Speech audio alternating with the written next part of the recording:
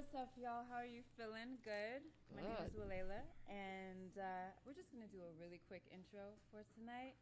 Welcome to the Silver Room, and we're so happy to have Miss Precious here and Miss Hunt here for this wonderful moment and occasion, right? So let's start with Miss Kim Hunt. She is the Executive Director of Pride Action Tank, a project of AIDS Foundation Chicago, and she drives the innovation, collaboration, and learning necessary to make Pride Action Tank a leader in improving the health, safety, and progress of individuals and groups within the LGBTQ community. So let's welcome Ms. Kim Hunt.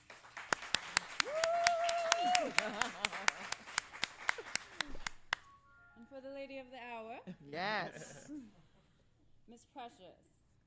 Hello. Bask in this light. It's your day. Yes, so yes. She has written a powerful memoir of independence, releasing the past and living the dream. And she remembers a sense of feeling singular at one point, but not anymore, hopefully. And she's happy to share this time with you. So without further ado, let's get started with Miss Precious. Would you have some Brady-Davis? Yes. Good luck and have a great night. Thank you so much. Thank you. Good evening, everybody. Thank you for being out here and in person, right? Yes. And thank you to the Silver Room for hosting us today. We really appreciate that. I encourage you to look around. I have purchased many fine things here over the years, and there are many fine things here now.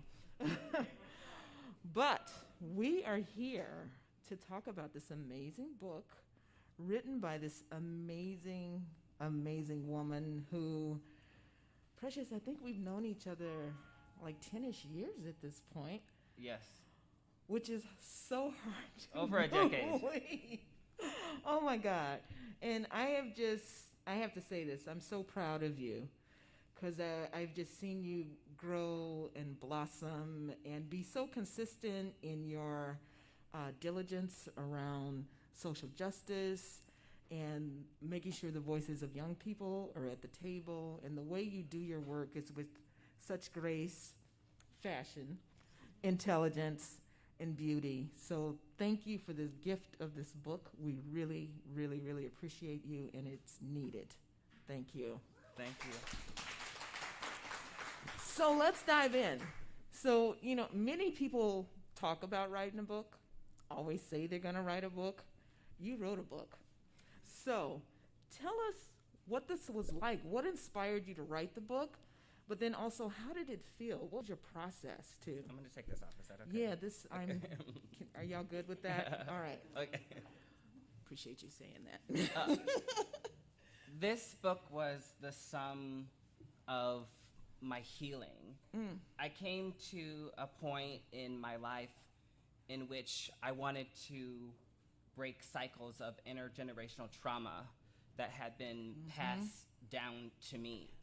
And there is a theme throughout my whole life about fashioning a shinier mold for myself. I love that. Than what has been provided to me. And I think today when we're having conversations about trans identity, people think it's some sort of new phenomena.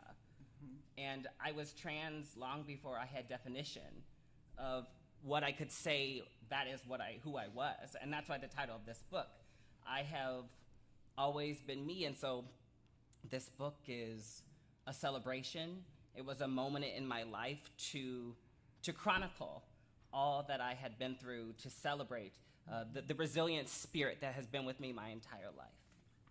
And that is evident. I will say the title is apt, that's for sure. Even like you said before, you had a name for it.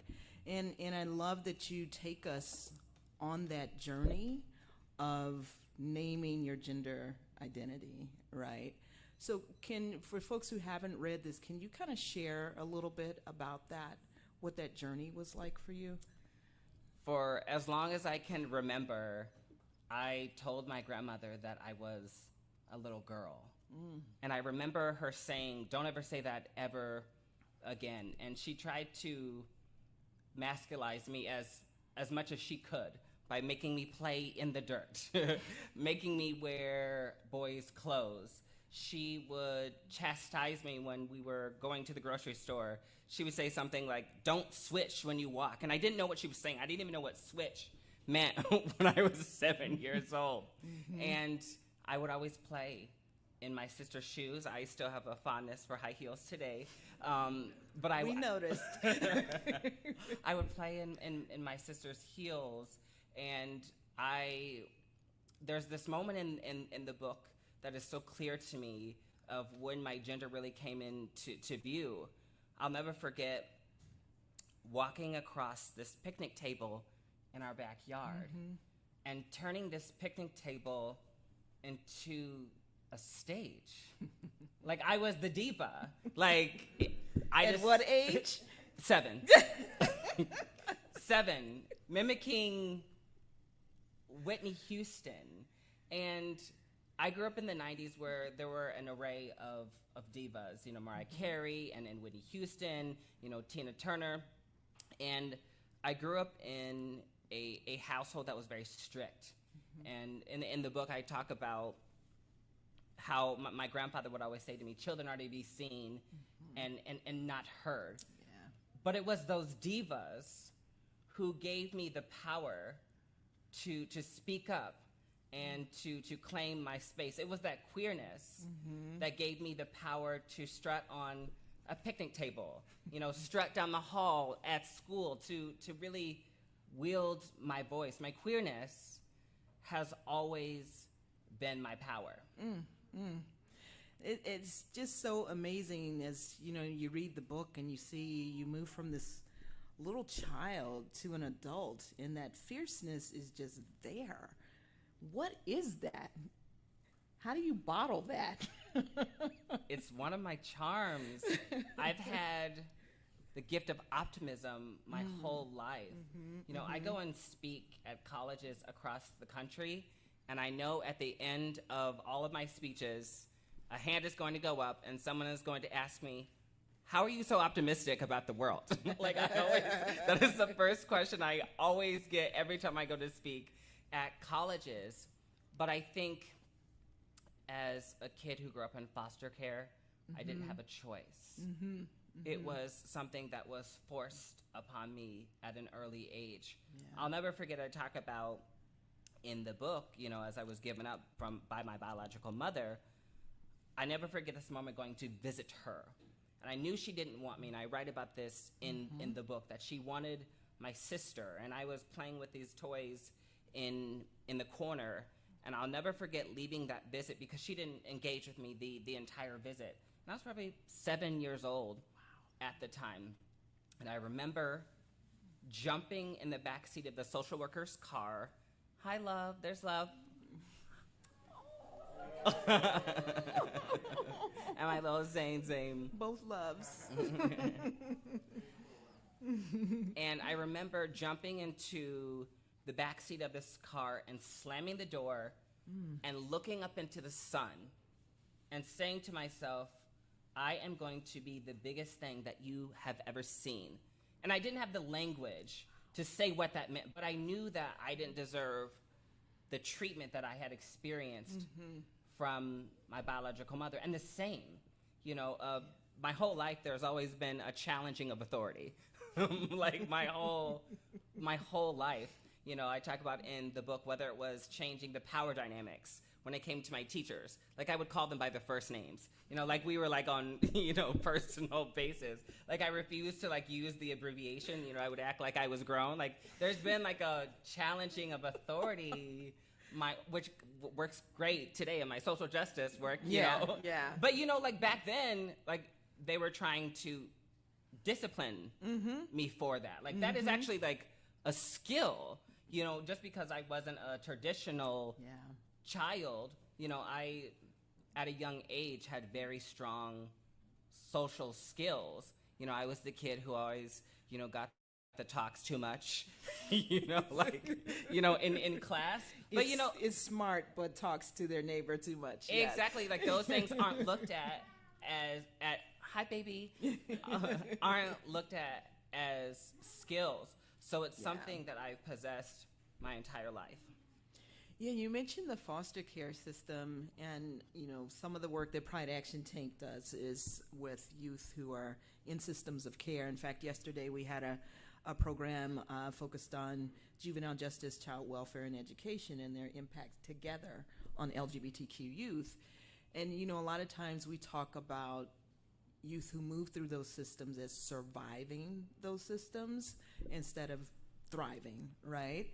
And so your story is not the typical story of young people who move through those systems. So tell us a little bit. Imagine a young person in foster care right now. What would you tell that young person?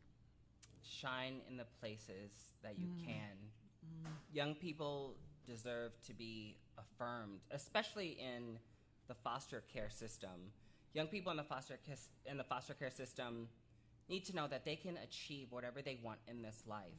There are so many limits placed on foster kids when it comes to education, when it comes to a future. Those are kids who don't become invested in. You are automatically labeled the trouble of the trauma that you are involved in. And it was very hard for me as a young person being sucked up into that.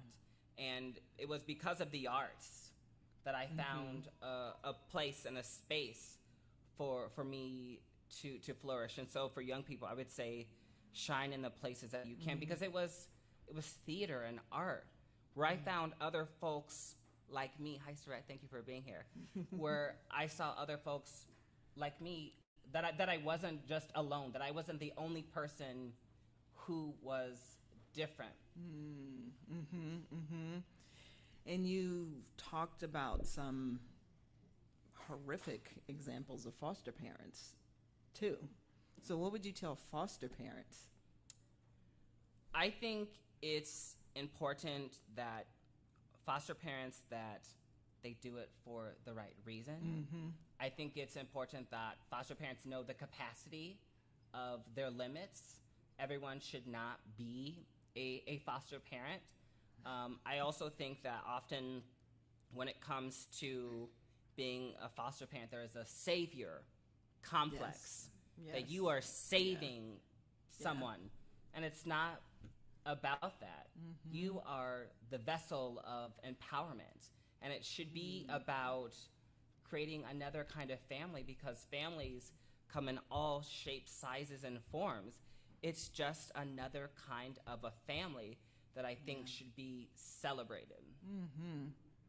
Yeah, you mentioned that savior complex, and we hear that a lot, in reference to why folks want to do certain things, right? Being a foster parent being one of them. And you talk a lot about your tie to the church growing up. And I will say, when I was executive director of Affinity, we would have these educational programs around religion and spirituality, and they were some of the most well-attended programs that we had, because folks had this tie to their faith that got destroyed oftentimes by religious institutions. And we're still yearning for that. And folks have been hurt by religious institutions. So talk to us about how you navigated that, because you were deep in, even considering being a minister at one point. That's what I thought I would do with my life. I thought that I was going to be a televangelist. Yeah, growing up in Omaha, Nebraska, that's what you become. But I call myself a trans evangelist now, but I like it. I think for me, I always had a true revelation of who God was.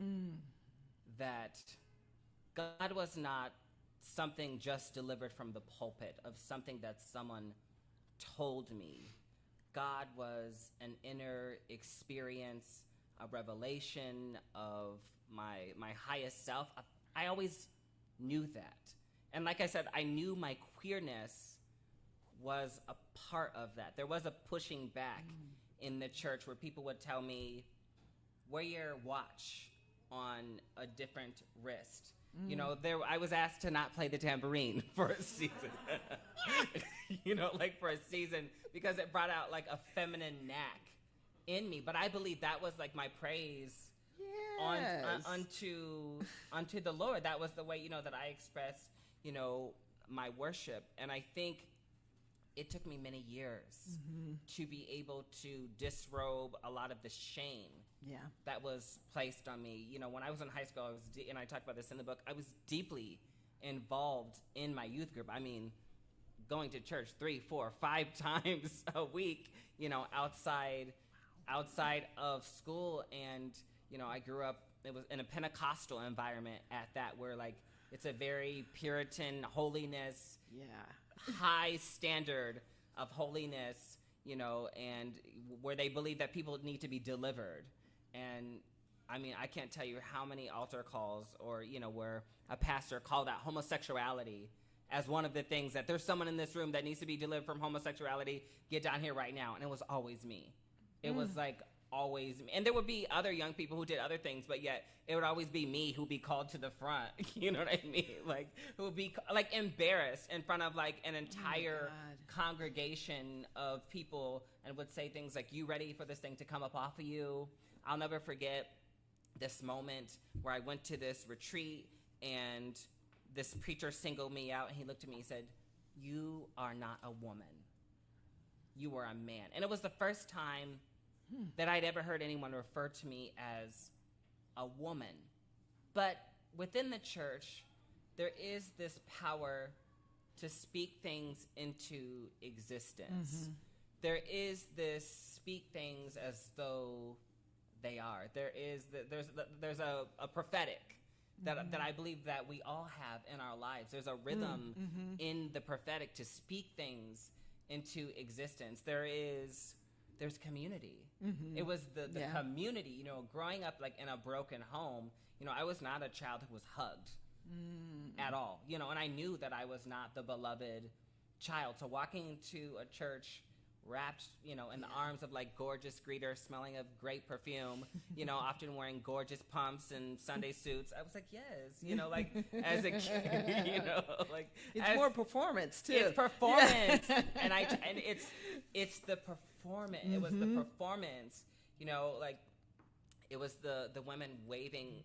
Have you guys have probably seen it? The women waving flags in the front of the church. There was a woman, she would come with like different, like she would put it like on a sewing, like on a wheel, and like gold streamers, and it was the performativity of the whole situation and also the music. Oh yeah. The even today, like when they're in the stillness of worship. I love like that kind of like holy hush. It's kind of like a meditation. You know, there are aspects of Judeo-Christian identity that are meditation in itself that I don't think that people identify. And it was those things that kept me believing in faith. And I also felt that through the years that God had never let me down. I felt that I always knew that there was a calling on my life. Okay. And I felt that God had called me to do something, that there was purpose in my life, and I think faith provided that outlet. Wow. And you knew this as a young child. That's just so as a very young child. So what is your relationship to faith now? I see the divine in everything. I think that spirituality is linked, and I don't view faith as ritualistic. Okay. You know, this experience is divine. This experience is divine. It is the human experience of us connecting with one another. It's about love. It's about investing in social justice, you know, because that is at the heart of what I believe Jesus Christ came to do anyway. You know what I mean? Yeah, one of my friends refers to Christ as the first social justice warrior. Absolutely, absolutely. And, you know, I believe in interfaith, you know, applying various practices. But yeah, I think that it's more of an intersectional place today. And it's why I even have like a hard time today of trying to find like a place to worship. Because I just don't want to be under one person's tutelage of like preaching to me. You know, I'd rather, like, I leave conversations all the time and I say, that was so inspiring. That was so uplifting. I love what you say about the meditative part of it. I'm a semi-practicing Buddhist, and the meditation part and the reflection really, really speak to me, and those are the things that center you when the world is going crazy around you. Yeah, so it's interesting that you pulled that so early in your life. There are people in their 80s and 90s who haven't figured that out yet. So, Thank you. So, I am wondering, how do you sort of move through life in Nebraska, knowing that Nebraska is too small for you? That is not a big enough stage for precious Brady-Davis. Well, the first thing is I showed up. And I think that's something that we don't realize enough in our lives, that we need to show up. And that we need to show up authentically. And I always say that I leave spaces better than I found them. And that's the title of this book. I have always been me. You know, I would go to school and would be just very feminine, you know, and just was like myself. And I remember teachers would just look at me sometimes, like they would like squint, like, what are they over there doing? You know what I mean? And I would be like jump roping with like the girls, you know, just like, and no one could tell me nothing. I would click into the church in my little penny loafers. Authenticity. And I did it for as long as I could. You know, it was a trip to London and Paris that did it. I said, after that, I said, I can't go back to Lincoln, Nebraska. And when I did, it like made me sick. Oh, wow. Like it made me like, my soul was like literally sick. And I was going to the University of Nebraska, and I couldn't do it anymore. I had nothing. I had nothing, you know. I moved to Chicago with like $250 in my pocket. Wow. And a dream, and left and came to this city of Chicago from Omaha, Nebraska, naive, very naive, you know, very Midwestern naive. Naive, and this city knocked me around. When I came here, I fell flat on, you know, I was a Nebraska girl, and I didn't know, I wasn't wise, you know, to the city. You know, like, be smart, you know, when you're just, like, walking down the street, you know what I mean? Like, even my husband sometimes today, he still makes fun of me that I'm just kind of, when I'm walking down the street, that I'm, like, aloof and not, you know, present myself. Just not paying attention to what's happening, right? It's just, like, part of, like, being in Nebraska. Like, people don't lock their doors. Chris went to high school with me. He know, you know what I mean? It's just, it's, like, part of the, you know, the Midwestern kind of nice, you know, but I think that I've always just have been so bold. Yeah. It just is like to dream bigger. And I think that I just knew that I had to go. And part of it was being a performer. You know, when I started doing drag in college, it was a different kind of performance because in high school, you know, I did show choir and I was involved in the musicals. And then I discovered drag, and in Lincoln, Nebraska, it was like a full auditorium, professional drag. Like, it was crazy. And I started performing, and I was like, I'm good. And so I said, if I can do this here, I can do this in Chicago. And the thing about it is, it was also one of the first times that I had seen trans women, because at the Baton, all of the women who work there are women. All the girls who work there are trans, and that was something like very new to me, of seeing trans women perform, and they were just like regal goddesses. And so that's like what ultimately of why I wanted, you know, to come to Chicago. Yeah, and I'm glad you brought that up, because throughout the book you talk about gender identity in different ways, in sort of age-appropriate ways as you were trying to figure it out, right? And then coming to Chicago is like the aha moment. So talk to folks about that whole sort of journey. Gender identity, I think you pointed out in the book, was not something that was really talked about when you were younger, certainly not when I was younger. And so to see you through the book go through that was just kind of revelatory to me. Absolutely. I had no formal education of my gender identity until I got to college. Hi, Soul. You can come sit down up here. You've been pointed out. You may as well come sit down. Thanks for being here. But I took an LGBT literature course in college, and I learned that trans was a thing for the first time. But I was still, like I said, I was gender nonconforming. Mm-hmm. You know, I was walking, and I talk about this in the book, I would walk around the University of Nebraska-Lincoln up in pumps with like a bow in my hair, nails out to here, like I was me long before I had a definition that I knew what that was. But when I was at the University of Nebraska-Lincoln, I'll never forget, in my first days, even being there, you know, they had a group called the Queer Student Alliance, and they give the introductory speech, and they say, this is the Queer Student Alliance.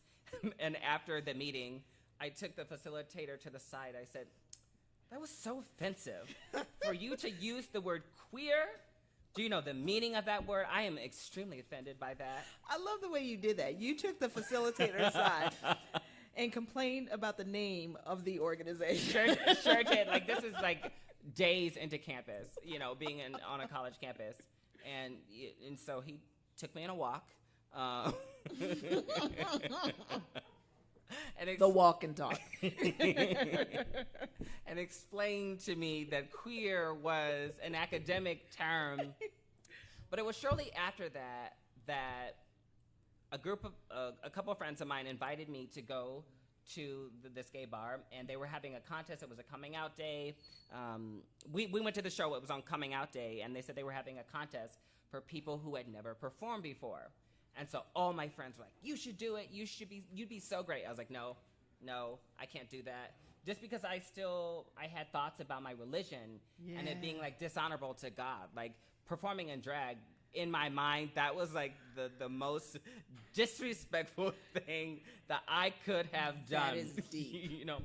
And so as the contest came, I started thinking about telling my friends if I did it, and I would say, what would my name be if I did it? And so I started trying to come up with all of these names.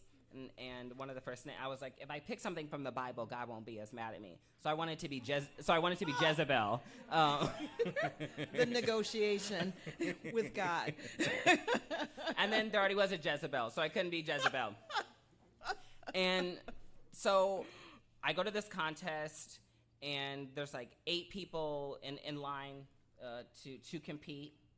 I didn't know what my name was going to be. And so right before I went out, the MC walks up to me and he says, what's your drag name? And I said, Precious Jewel.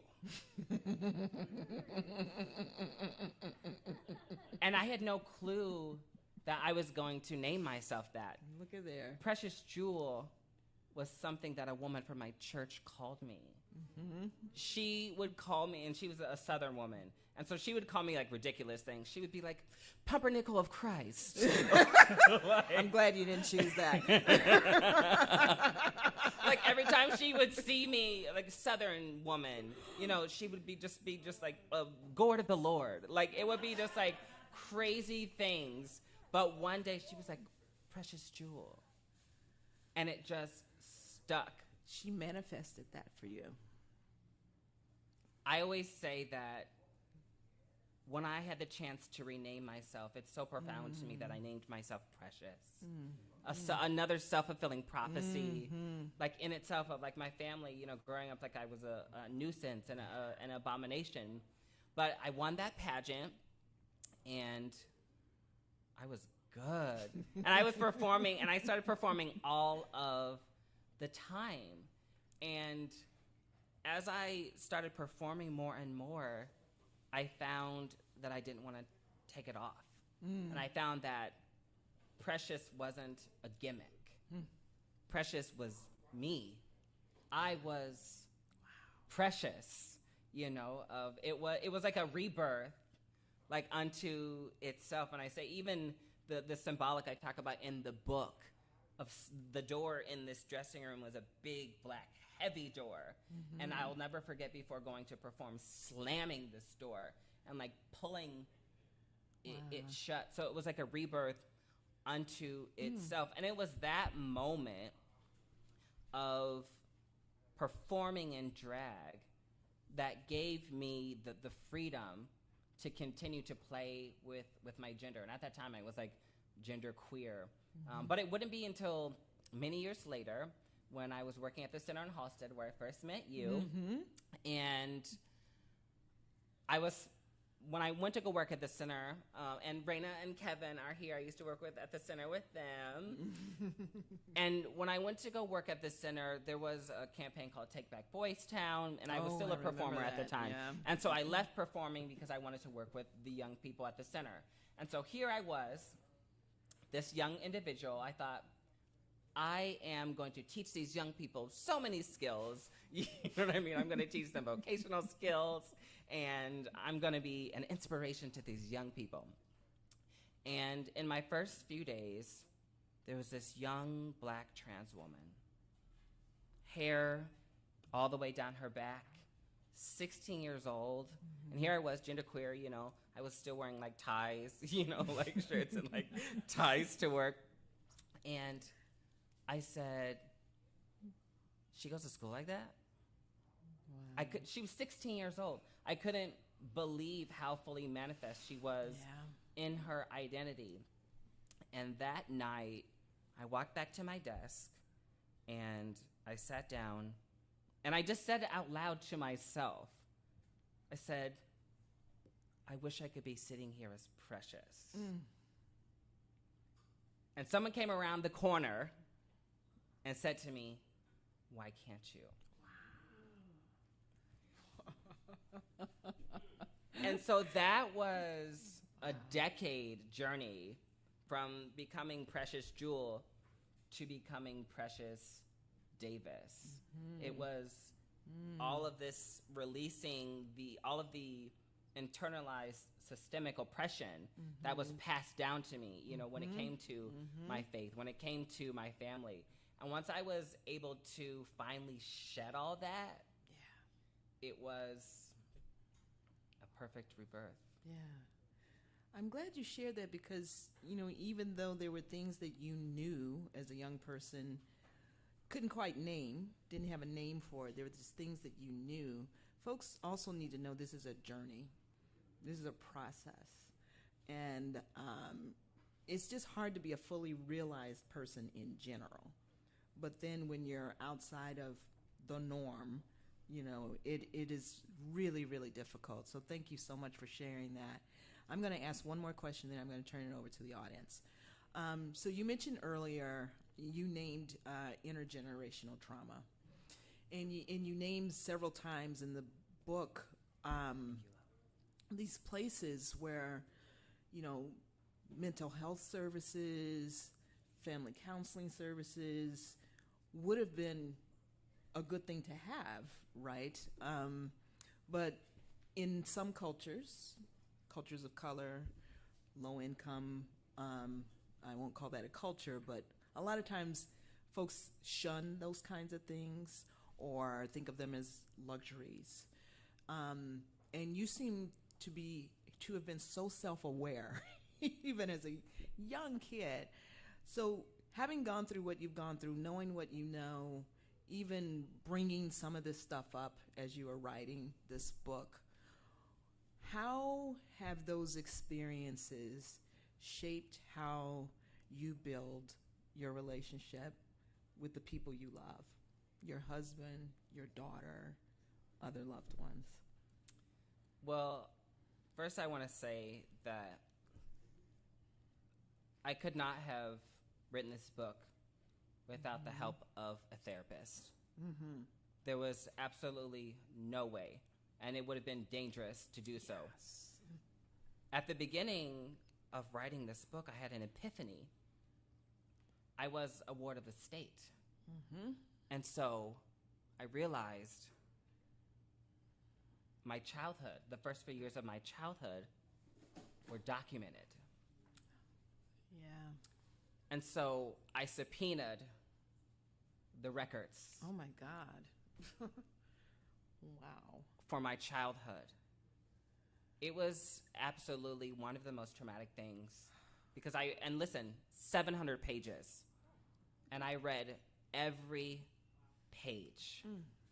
There were things in there that I didn't even know that had transpired. But I'm glad that I did because I had one perspective of my biological mother my whole life. Yeah. That she just rejected me. But she had her own mental health issues. And in writing the book, I realized people can't give you what they don't have. Amen. Yeah. People in my family did not have the capacity. They didn't have the outlet to talk about trauma. And I talk about my grandparents and the culture that they inherited. You know, that misogyny is strong. Yep. You know, my grandfather is one of the most emotionally disconnected people that I have ever met. Wow. And as a kid, I pushed back on that. To my feelings mattered. You know, to my feelings mattered. And I think that is what has resonated with me the most, of showing up in my relationships authentically, unconditionally. You know, my husband and I have an unconditional relationship. You know, when I was growing up, there could be something that I would do that I knew that I felt would make my grandparents not love me. Wow. I will love my daughter unconditionally. And even today, you know, like my daughter, she's almost 2. You know, I give her options of things. You know, I want her to know that she has a say in things. Wow. I just said to my husband, I was looking at her room and I was like, this isn't her. You know, because like I had picked out like a theme, you know, before she was born, and I tried to make it gender neutral. So like the theme of her room is like safari animals. And my daughter, she is like just like a sweet, she's like just such a sweet, loving, and she's me. Like she loves like girly things. She loves like the frou-frou. She loves the bows. And I keep telling my husband, I'm like, I need to redo this. Just because like this is not her. And so it's about showing up. It's, you know, about having real conversations.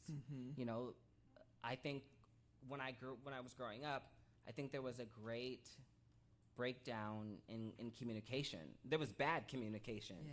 You know, communication is the core and center of our lives. Yeah. And so for me, it's about being clear, being concise, being considerate of others' feelings.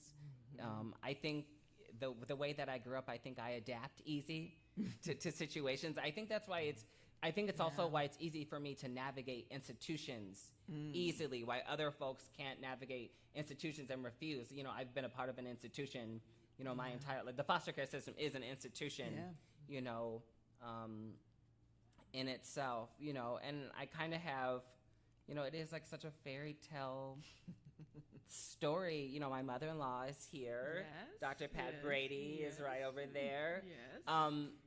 You can clap for Dr. Brady. Yes. I married into like such a, it's crazy. And that's Miles' sister, Ashante. It's so crazy because Miles' family is such, the Bradys. Stable.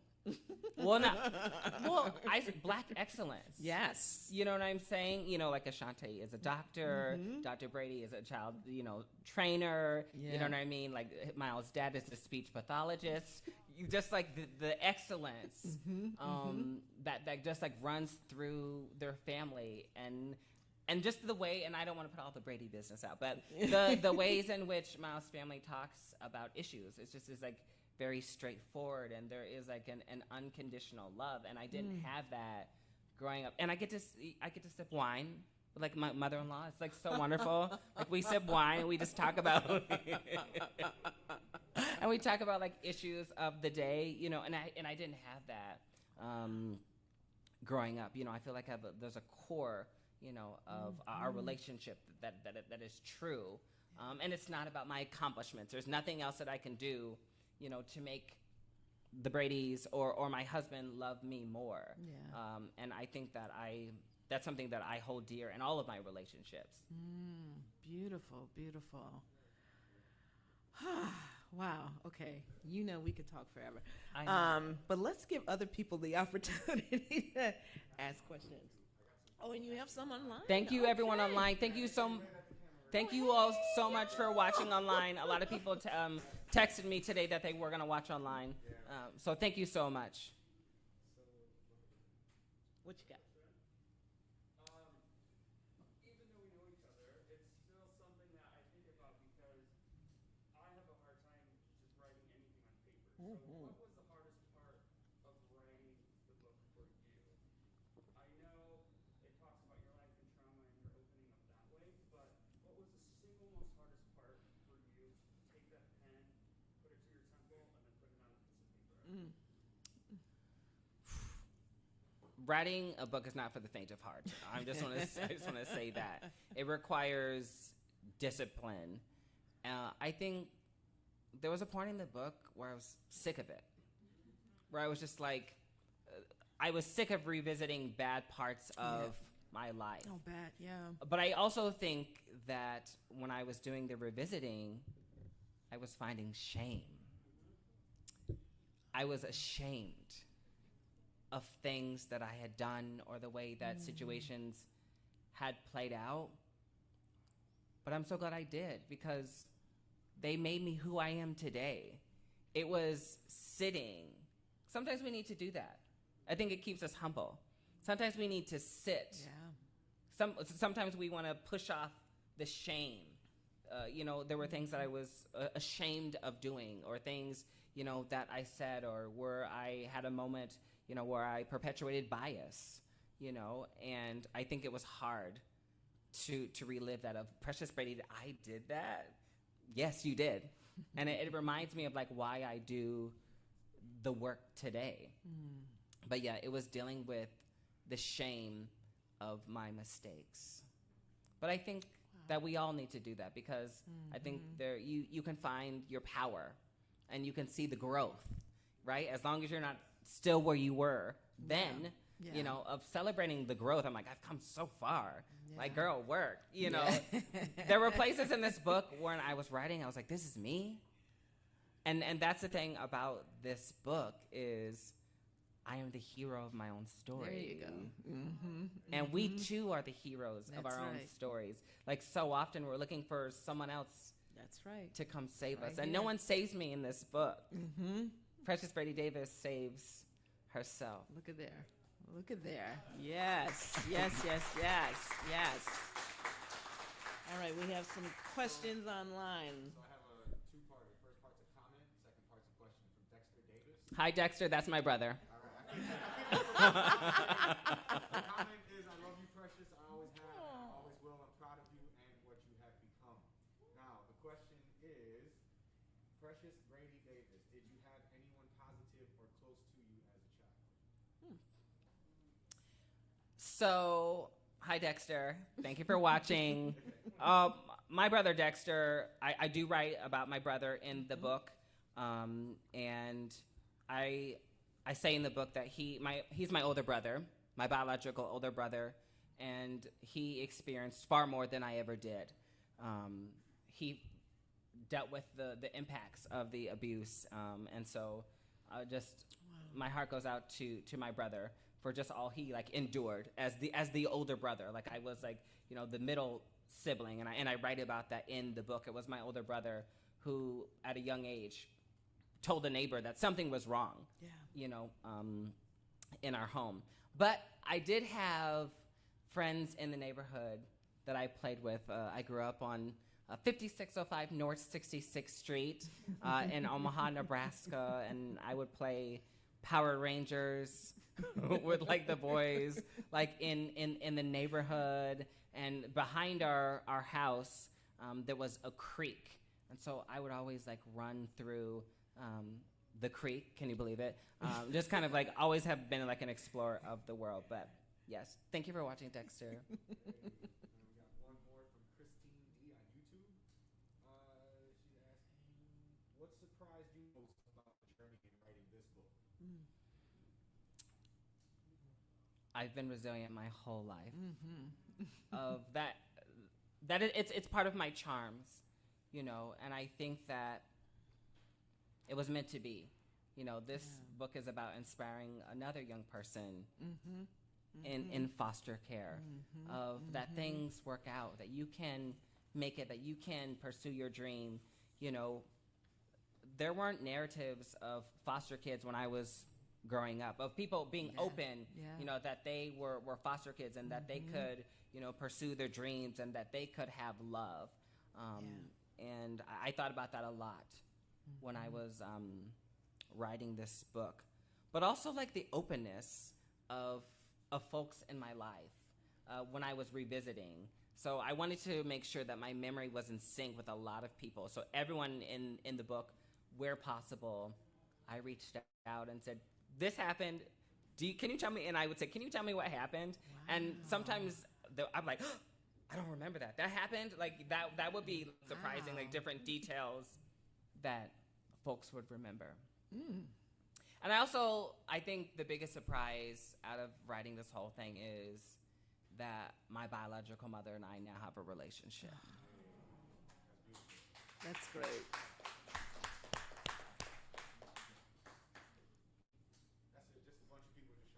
I love it. I love it. Thank you all so much for tuning in. Any questions from the audience here? Yes.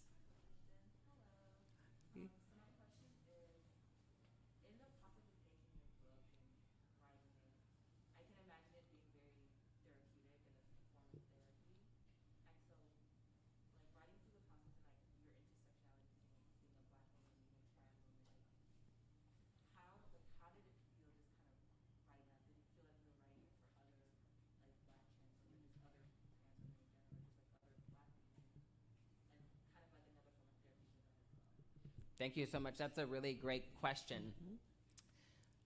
When I was writing this book, I wrote Precious's story. I'm not Janet Mock. I'm not Laverne Cox. Like I know those women, and they are my friends, but they have their stories, and I have mine too. And I think like so often people will try to mirror their experience onto other Black trans women. I'm a mom. I am a professional. I manage people every day. You know what I mean? Like, I'm from Omaha, Nebraska. I was in foster care. I'm a woman of faith. I am a Black trans woman. And I wanted to tell my story and my story alone.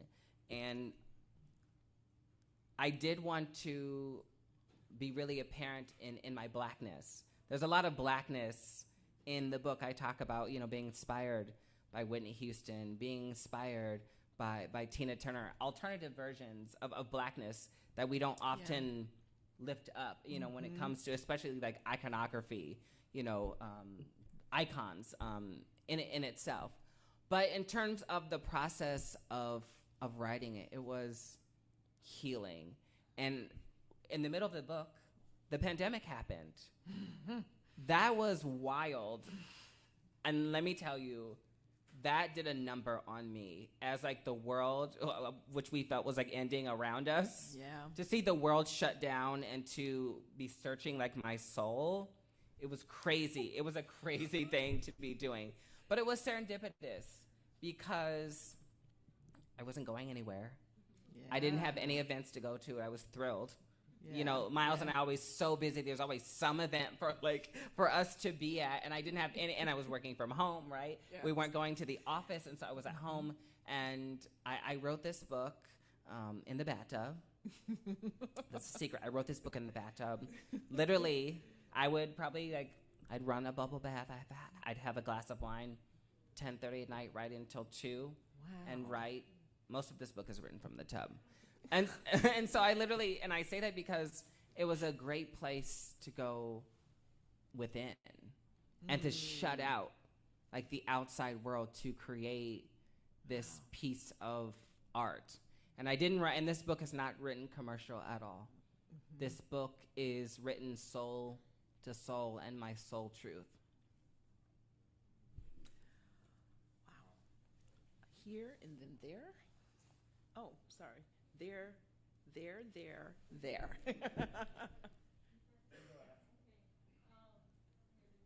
That's my sister-in-law, Shantae.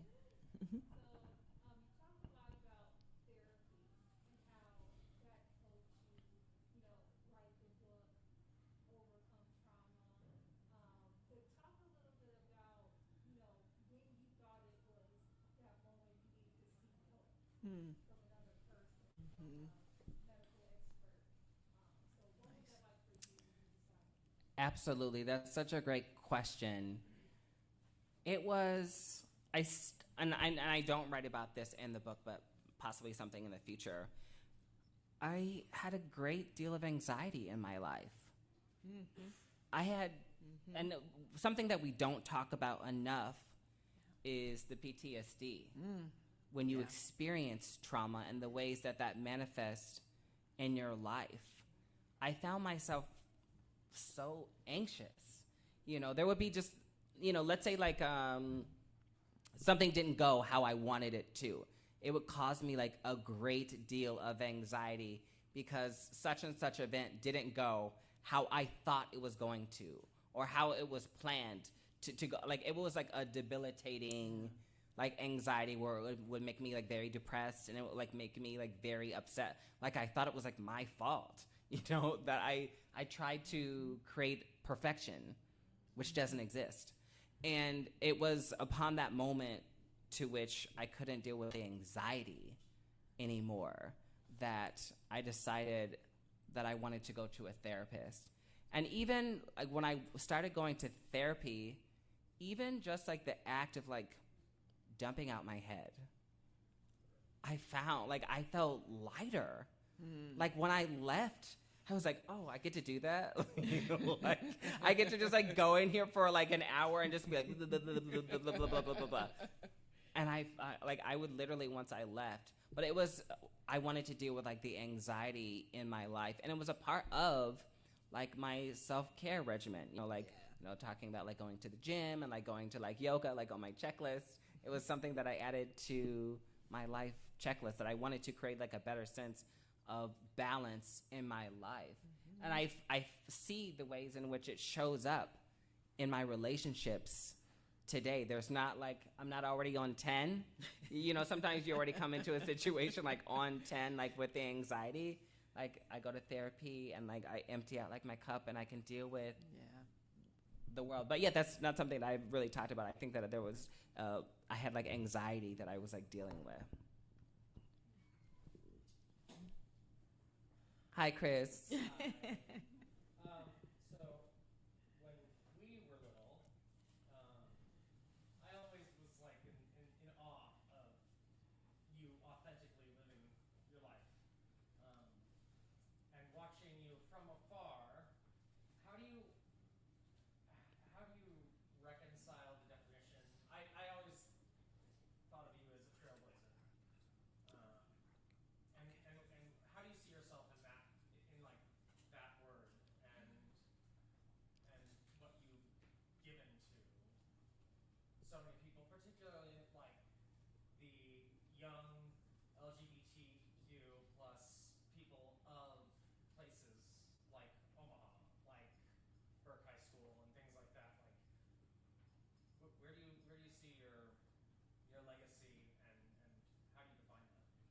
Wow. Well, thank you so much. You were there. Chris and I went to high school together. He was actually the star of the show. He was cast in all of the leads, and I was in the chorus and everything. I write about that in the book. Yes, she does. No, I just think, you know me, I think I've always shown up. I just have always shown up, and I've always been me. And that's why this book of, like, I'm precious, you know, and as I think about my legacy, I'm so proud of it, of everything that I've done, because I never thought I would get to do so much of it. You know, I didn't know where my life would go. I thought, you know, honestly, I thought I was going to be a drag performer for the rest of my life. That's what I thought that I would be doing. And, you know, foster kids don't get to go to the White House and meet the first black president of the United States. They don't get to host the VMAs. You know, I like this, just like this stuff that I've like got to do, you know. They don't get to work with young people at the Center on Halsted, you know, and yeah, I think I do say that I live in the legendary lane. I like to say it in that way, but for me, it's about creating an impact. There are so many people who have come before me, and I feel like I stand on their shoulders. And I think because of them, I have a duty to do the work that I do to trailblaze for future generations. I don't think I would ever call myself, that's never a term that I've ever called myself, like a trailblazer. For me, I always say, like, the work continues. Right, Chatty? I always say that the work continues. I really appreciate you saying that. Yeah, I'm so proud of my career and all of the things that I have done. I feel it's such like a mighty legacy, and I feel like at the end of my life, I want people to see that I made a difference, that I made an impact in my community, you know, that I advanced social justice. And I think it's one of my favorite quotes. Dr. Martin Luther King once said, "The moral arc of the universe is long, but it bends towards justice." And so I think of my career and I think of my life about bending the arc. Wow. Yeah.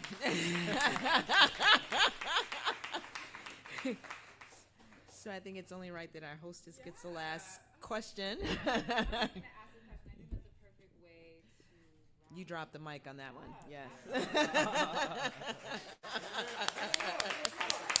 Thank you. Thank you.